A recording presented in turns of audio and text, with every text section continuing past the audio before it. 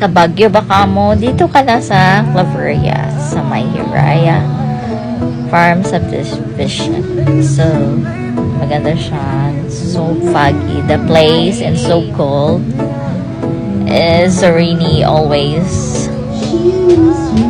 There's a lot of trees out there. The nature is very beautiful.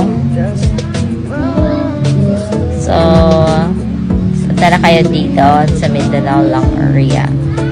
Kung kaya mamunta ng Baguio sa Manila. Charot. Pero, maganda pa rin dito. It's so foggy and it's so cold. Ito, diba? Paano na siya? Kapus. Yun lang. Thank you. Bye-bye. Thank you for watching.